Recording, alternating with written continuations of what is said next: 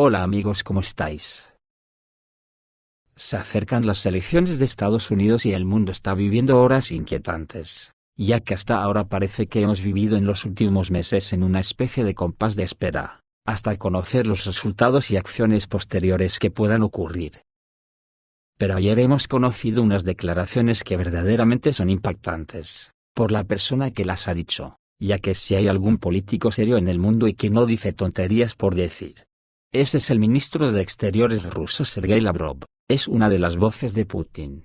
Quiero decir que el presidente Putin no está todo el día prodigándose con declaraciones.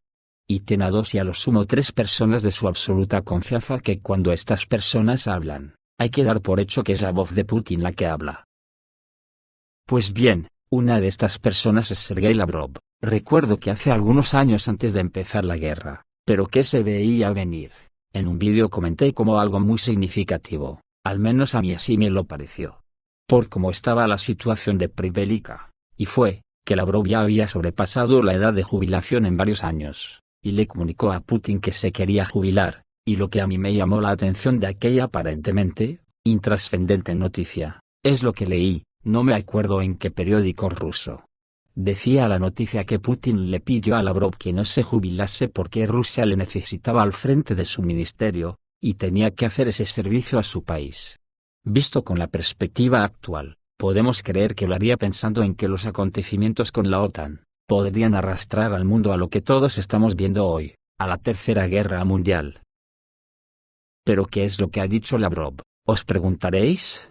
Pues advirtió que Estados Unidos y Rusia están al borde de una guerra directa. El canciller ruso, Sergei Lavrov, advirtió que Estados Unidos y Rusia están al borde de una confrontación militar directa, tan solo días antes de las elecciones presidenciales estadounidenses. Lavrov señaló que la administración actual del presidente Joe Biden ha llevado la rusofobia en Estados Unidos a un nivel extremo, causando que los dos países se tambalean al borde de una confrontación militar directa. Según declaraciones recogidas por la agencia TASS, el ministro de Asuntos Exteriores de Rusia explicó en una entrevista para un medio turco que Rusia no observa ninguna perspectiva de cambio en esta política antirrusa, independientemente del resultado electoral en Estados Unidos. Lavrov destacó que Moscú no tiene un candidato preferido para las elecciones, y recordó que, durante la administración del entonces mandatario Donald Trump, las sanciones contra Rusia alcanzaron niveles récord. Gane quien gane las elecciones, no vemos ninguna perspectiva de un cambio en la postura rusófoba de Estados Unidos, añadió Lavrov. La advertencia del canciller ruso se produce en un contexto en el que Estados Unidos ha acusado a Rusia de interferir en el proceso electoral de 2024, una acusación que Moscú niega rotundamente. Desde luego, si uno sigue de cerca las declaraciones de Lavrov, se puede ver con claridad que lleva años advirtiendo a la OTAN de que el camino de confrontación con Rusia conducirá sin remedio a la guerra directa. Analistas han señalado que Rusia podría estar interesada en un cambio de administración, ya que el candidato republicano Donald Trump ha manifestado su intención de poner fin al conflicto en Ucrania. Y que el presidente ruso, Vladimir Putin, afirmó recientemente que el futuro de las relaciones entre Moscú y Washington dependerá de la postura de la próxima administración estadounidense. Rusia lanzó una operación militar en Ucrania en 2022. Con el objetivo, según sus declaraciones, de frenar la expansión de la OTAN hacia el este, una medida que Moscú considera una amenaza para su seguridad. Mientras tanto, los países occidentales continúan enviando armas a Ucrania, lo que, según Rusia, solo prolonga el conflicto. Por el camino, Rusia ya ha actualizado su doctrina nuclear a modo de aviso a la OTAN, y el martes pasado realizó un ejercicio de entrenamiento de las fuerzas nucleares de disuasión estratégica, en medio de crecientes tensiones con Occidente. Y hoy salen noticias a borbotones, de la dirección que llevan los acontecimientos. Israel se está preparando actualmente para un ataque a gran escala, mayor que el del 1 de octubre, por parte de varios países, no solo Irán. Los servicios de inteligencia estadounidenses e israelíes estiman que Irán podría tomar represalias en las próximas 72 horas o el domingo. Estados Unidos despliega destructores, cazas y bombarderos en Oriente Medio, y la noticia de que Irán y Rusia van a firmar de inmediato un tratado de cooperación integral, incluida la asistencia militar, lo que nos trae a la memoria el que Rusia firmó recientemente con la República Democrática Popular de Corea del Norte. El Pentágono anunció que la medida se toma de acuerdo con sus compromisos de protección de los ciudadanos y las fuerzas de Estados Unidos en Oriente Medio, la defensa de Israel y la desescalada a través de la disuasión y la diplomacia.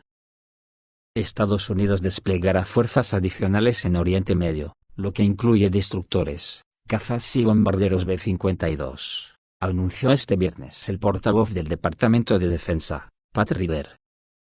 El comunicado oficial sostiene que la medida se toma de acuerdo con nuestros compromisos de protección de los ciudadanos y las fuerzas de Estados Unidos en Oriente Medio, la defensa de Israel y la desescalada a través de la disuasión y la diplomacia. El secretario de Defensa ordenó el despliegue de un número adicional de destructores de defensa contra misiles balísticos, un escuadrón de cazas y aviones cisterna, y varios bombarderos de ataque de largo alcance B-52 de la Fuerza Aérea de Estados Unidos en la región, precisó Ryder.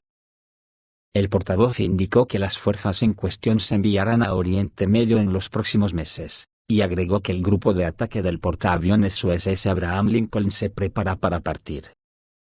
El secretario Austin sigue dejando claro que si Irán, sus socios o sus proxies, aprovechan este momento para atacar al personal o los intereses estadounidenses en la región, Estados Unidos tomará todas las medidas necesarias para defender a nuestro pueblo, subrayó Pat Ryder.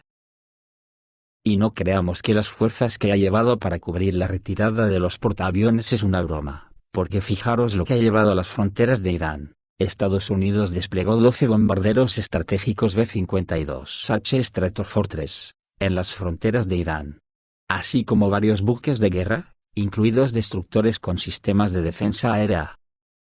Además de este refuerzo, se ha desplegado en la región un escuadrón de cazas y aviones cisterna, para apoyar las operaciones aéreas y proporcionar flexibilidad operativa a las fuerzas estadounidenses en la zona de conflicto.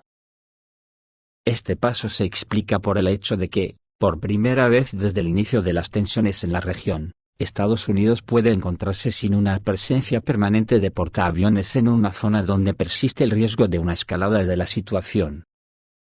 Los funcionarios del Pentágono señalaron que la retirada temporal del portaaviones Abraham Lincoln y los preparativos para su reemplazo por otras fuerzas, incluido el USS Harry Truman, son parte de una estrategia para adaptar la presencia naval y aérea dependiendo de la dinámica del conflicto y el nivel requerido de preparación para el combate.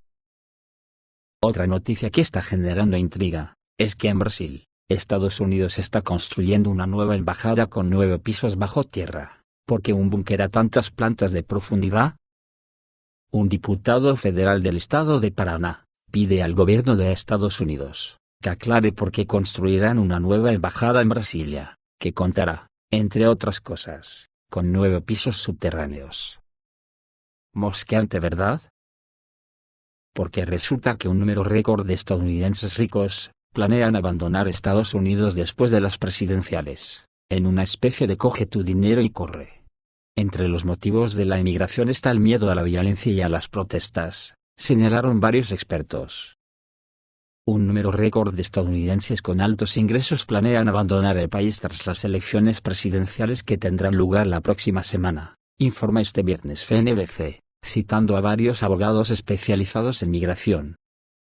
Nunca hemos visto una demanda como la de ahora, declaró Dominique Boley, jefe de la sección de clientes privados de la empresa Henley Partners, que asesora sobre migración internacional. Y digo yo, ¿cuántos acabarán en embajadas como las que hacen en Brasil?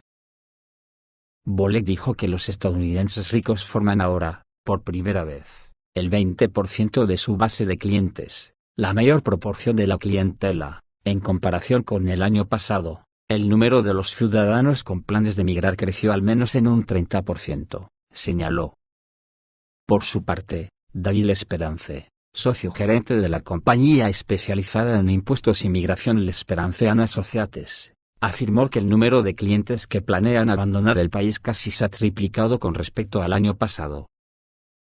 De acuerdo con una encuesta realizada por la empresa Arton Capital, el 53% de los millonarios estadounidenses planean abandonar Estados Unidos después de las elecciones.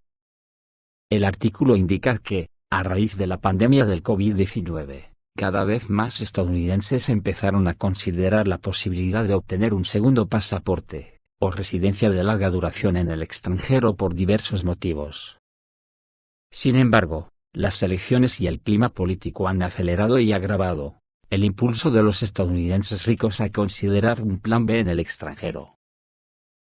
Mientras tanto, en el frente de Ucrania, el comandante en jefe Sirski, ante la catastrófica falta de soldados, prepara el golpe final antes de tener que capitular, ya que a las Fuerzas Armadas de Ucrania les quedan soldados para 12 meses de combates, o menos. Los funcionarios estadounidenses advierten que Ucrania podría enfrentarse a una escasez crítica de personal, para continuar luchando durante los próximos 6 a 12 meses. Según el New York Times, citando fuentes del Pentágono, los recursos militares actuales de Kiev permiten mantener la capacidad de combate del ejército durante el próximo año, pero las perspectivas futuras requieren mayores esfuerzos para reponer las reservas de mano de obra. En otras palabras, ¿está insinuando el Pentágono que Zelensky sacrifica hasta los jóvenes de 14 años? Los expertos del Pentágono señalan las dificultades que enfrentará Ucrania, en su opinión. Una fuerte reducción en la composición de unidades listas para el combate se asocia no solo con grandes pérdidas, sino también con el envío de nuevas brigadas para realizar operaciones, incluso en la región de Kursk.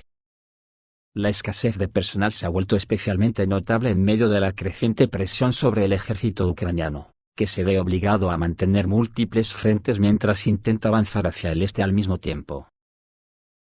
A Washington le preocupa que, a menos que Kiev encuentre nuevas formas de fortalecer su ejército, esto pueda afectar su capacidad para mantenerse firme en el largo plazo. En este sentido, Estados Unidos está considerando activamente asistencia militar adicional a Ucrania, incluido entrenamiento, equipamiento y una mayor cooperación internacional para entrenar y apoyar nuevas unidades.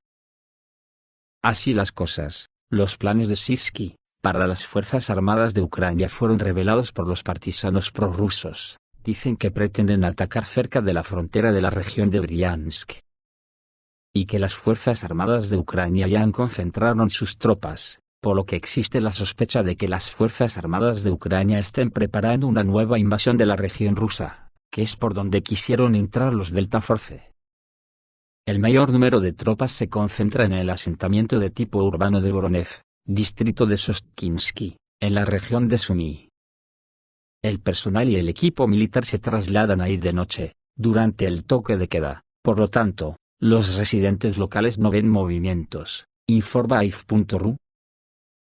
La propia gente habló de las Fuerzas Armadas de Ucrania, y dicen que pronto entrarán en Briansk.